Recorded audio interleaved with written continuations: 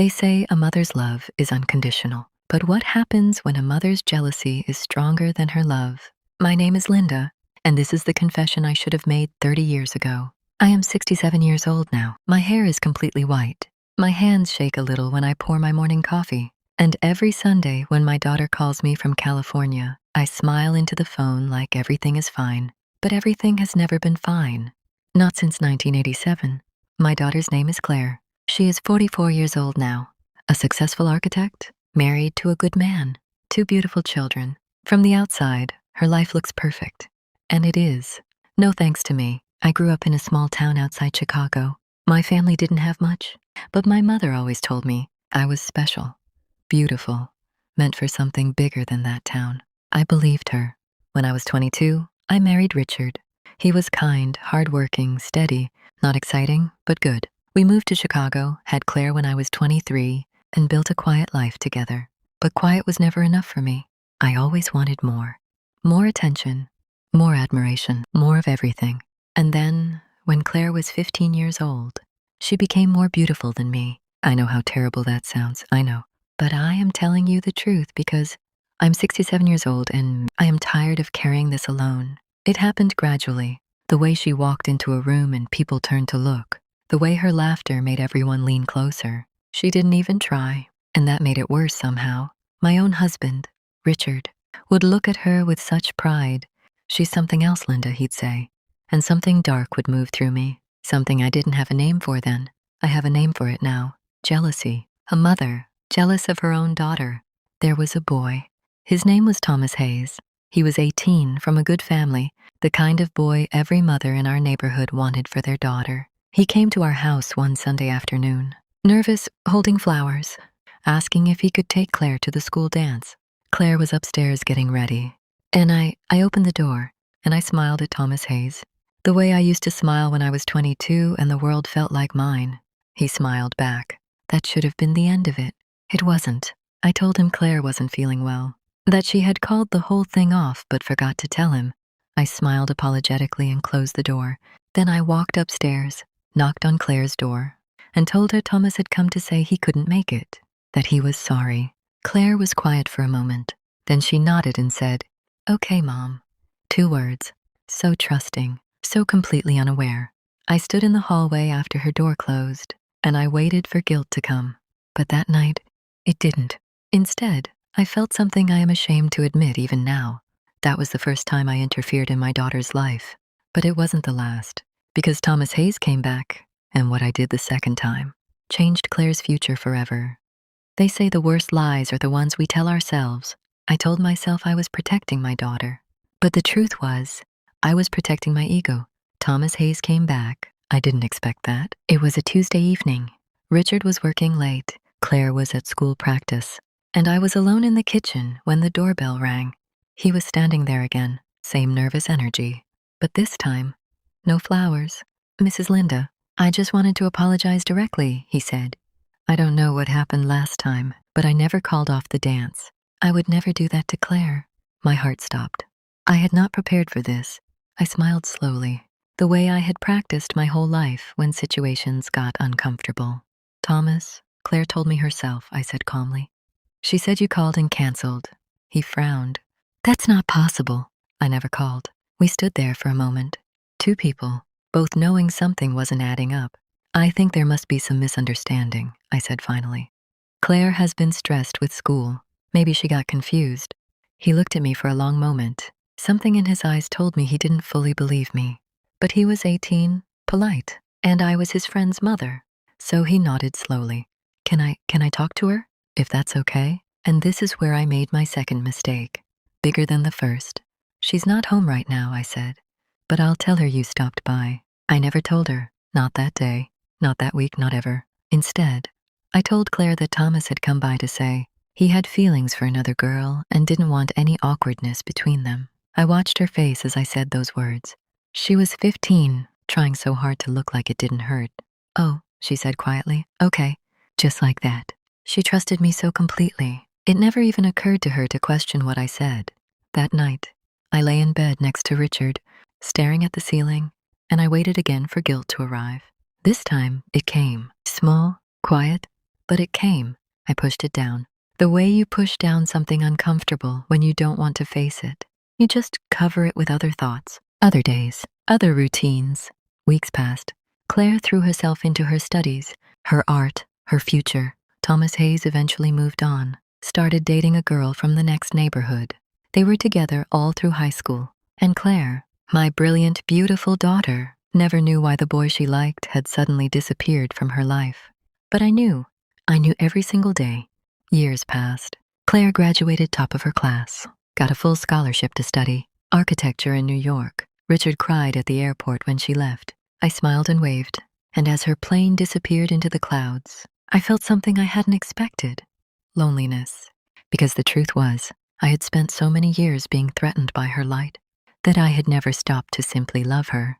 And now she was gone, building a life I had no part in shaping, except for the parts I had quietly broken. I went home that day, sat in her empty bedroom, looked at her old photographs on the wall, and for the first time, I let myself cry.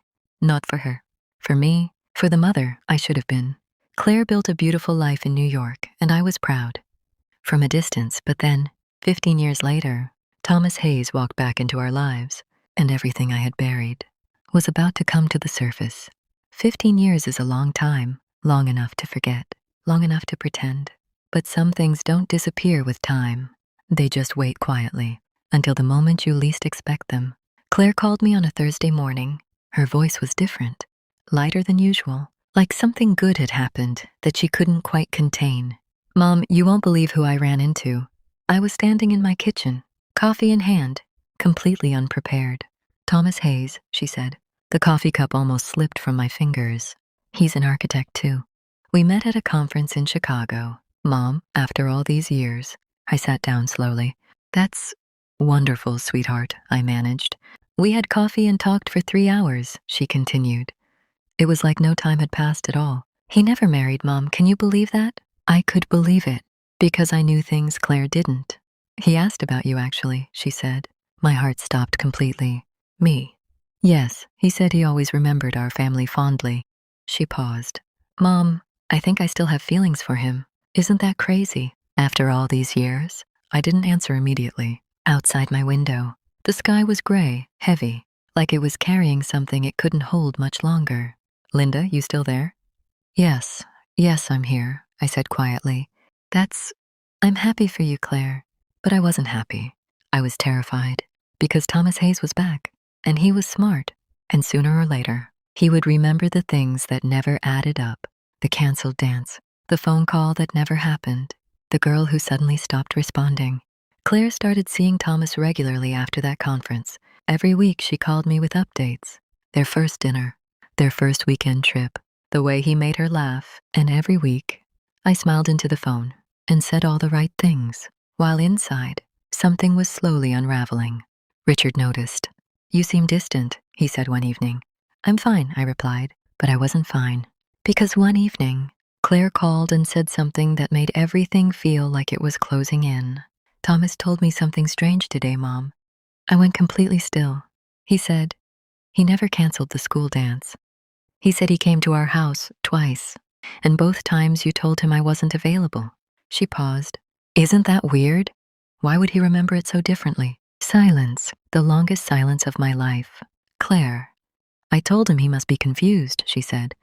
But her voice had changed, quieter now, more careful. "He wasn't confused. Was he, Mom?" One question, 30 years of silence. Sitting inside that one question, I opened my mouth, and for the first time in my life, I almost told her the truth. I had spent 30 years protecting a lie, and now my daughter was on the other end of the phone, one question away from the truth. What I said next would either save our relationship or destroy it forever. There comes a moment in every person's life when the weight of a lie becomes heavier than the fear of the truth. For me, that moment came 30 years too late. "Mom, you're not saying anything." Claire's voice was soft, but there was something underneath it, something that told me she already knew. Maybe she had always known. Maybe daughters always know, even when they pretend not to. "Claire," I started. "Just tell me the truth," she said quietly. "Please, just this once." I walked slowly to my kitchen chair and sat down. Outside the window, the Chicago sky was turning dark. the kind of dark that comes before a storm. And I thought about 30 years of Sunday phone calls, 30 years of I love you, Mom, 30 years of a daughter who trusted me completely. While I carried a secret that belonged to her, I closed my eyes and I told her everything. The dance, Thomas at the door, the lies I told her, the boy I sent away, the years I watched her build a life, never knowing what I had quietly taken from her. I talked for a long time. Claire didn't say a word. When I finally finished, the silence between us was the heaviest thing I had ever felt. Why? She finally whispered. One word, but it carried everything. Because I was jealous of you, I said. My own daughter, and I'm so ashamed of that. I have been ashamed of it every single day for 30 years. Another long silence. I could hear her breathing. I loved you, Mom, she said finally.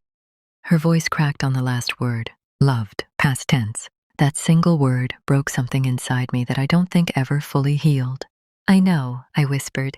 I know you did. She didn't hang up angrily. She didn't scream. Claire was never that kind of person. She simply said she needed time, and the call ended quietly, like a door closing softly. The most painful doors always close softly. Richard found me sitting in the dark that evening. He turned on the lamp, looked at my face, and didn't ask questions. He just sat beside me and held my hand. He never knew the full story. Some confessions are too heavy to share twice. Months passed. Claire and Thomas got engaged the following spring. She called to tell me herself. Her voice was careful, polite, but the warmth that used to live in it was different now, still there, but smaller, like a fire that had been reduced to something manageable. I was invited to the wedding.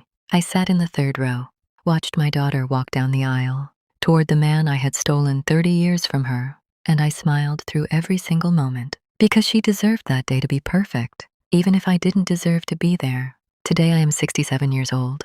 Claire calls every Sunday. We talk about her children, her work, the weather in California. We don't talk about Thomas. Hayes, we don't talk about 1987. We don't talk about the dance. But sometimes, in the middle of an ordinary conversation, she goes quiet for just a second. And in that second, I know she remembers. And I know she has chosen every single Sunday to call me anyway. That is not forgiveness, but it is grace. And from a mother who gave her daughter so little, it is more than I ever deserved. If you are listening to this, and you have something buried inside you, something you have been carrying for years, let it go. Not for yourself, for the people who deserve the truth. Before it is too late. I am Linda, and this was the hardest truth of my life. Some mistakes cannot be undone, but they can be confessed, and sometimes confession is the only gift we have left to give.